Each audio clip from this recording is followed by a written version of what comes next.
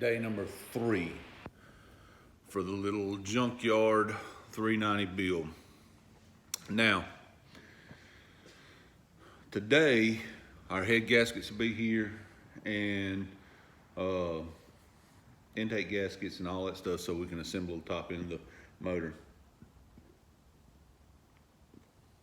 Here's what I'm going to do because it's a great idea. No. Probably not even close. Probably not even close to a good idea. It's kind of like everything else. It's kind of a bad idea. So now that we've got a stock bore, low compression pistons, solid roller cam, double chain, since we've done all that, it's time to pick some heads. Now these are the heads that came off of this motor when you seen it out of that car. So boom, boom, bam. Okay, now here's the issue. There's nothing wrong with these heads. They could be cleaned up. Sure, I'm sure they're true. Well, they could be cleaned up, put right back on there, and we'd be good to go. But look at the ports on these heads, which you can't see now because it's dark under my workbench. Let's see. Look at these ports. They're not all that big. They're a factory size. They're a factory size for these. They work. This is a stock bore motor. It'd probably be more than ample. But keeping with the theme of throwing great parts at garbage, these heads I think is what I'm gonna put on there. Now these heads came off of the engine that I was running at Knoxville. Well, and before actually, these are the same heads. These heads have had massive port work done, oversized valves. They've been cut down. They've been a lot of time putting these things, but they have massive ports. I mean, massive ports. I mean, so they were on that block that's back there that now has a hole in the side of it. So I think I'm gonna take these heads and put them on here because why not? More airflow in and out can only help this low compression turd pump. Yeah, that. So we made our selection on the heads, and we're gonna run the heads off of our old motor that we blew up in Knoxville because, well, they're good heads. And when you have like 2-to-1 compression, you need plenty of airflow. So there's a kind of famous photograph of Dale Earnhardt torquing a set of heads. Floats around a lot. I wonder if he blowed his motor up and was having a build jump to make it race. Maybe one day people will look back on a photograph of me doing this and go, yep, that's what race car drivers do.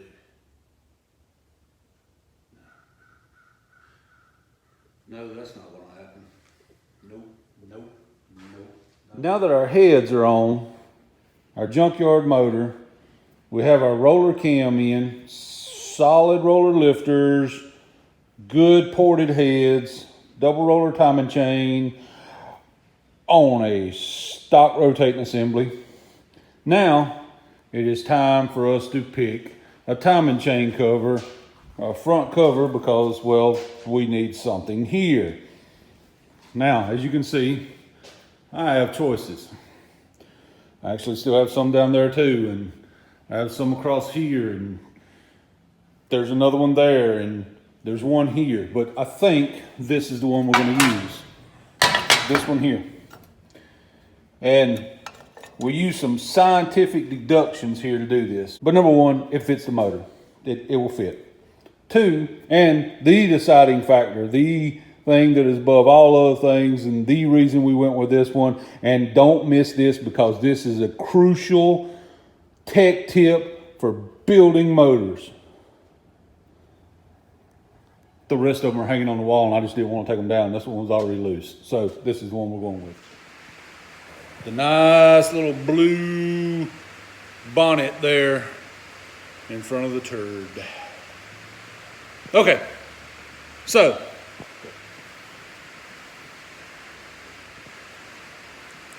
now we got to choose an intake, and I have two options. Neither one is perfect, but I have two options. And let's look at why I'm going to pick what I'm going to pick. Okay, hopefully you can hear me over the rain. Here's my intake choices. Rain's beating on the roof harder than the Indian war drum, and we're hoping it'll go away faster than a Hillary Clinton email. But here's our choices. Both aluminum intake, actually both Edelbrock intakes, both dual plane intakes. This one has been gently rubbed here and there for maximum efficiency within the parameters of the rules that we're allowed to work within. This one's bone stock out of the box. Now, there's some important criteria here in picking which one. We're going to use this one. Now, I know. You're saying, why would you use the good intake that probably doesn't line up that great on this engine when this engine's not going to make that much power? Well, I used a very scientific formula to determine which intake I was going to use. That one's clean. Well, here we are. This is kind of what it's going to look like from here to not there, and not there. Kind of like from right here to right there. That's what this is going to look like. Now, two things need to happen. One, the intake's not bolted down because, well, I've got to find my intake gaskets that I believe are there. But I got to find my intake gaskets, put the intake on. This intake's going to live on this motor. So that's that. Number two, oil pan. We were going to use just a stock oil pan. But here's the thing. With all joking aside, as much fun as we've had, there is something very important. We want the motor to actually live. So we did order a new oil pan. Should be here tomorrow. It's coming from our friends at Summit. Shameless plug for Summit. Coming from our friends at Summit. And it has baffles in it and all the nice goodies and all. Way too nice for this junk. Actually, honestly, the oil pan costs more than what we've got in the whole engine right now. But that's what we're going to put on it. And it's supposed to be here first thing in the morning. So that will actually button up this engine. The final part will be us installing the engine and firing it up. But we've got a few more goodies that we can button up on this. And that we're going to do, hopefully, now. Maybe not. Probably. Maybe in this part. Could be in the next part. I don't know. You'll know when I know. Actually, I'll know before you know because I have to do it. Here we go. All right. So you can see behind me. There you go. That's how you take a motor that had been sitting in a crushed car for who knows how long. You pull it apart, unlock two cylinders, get it rotating, and then you throw junk at it that's way too good for what it is. And you have a motor that hopefully will make a few passes down the track,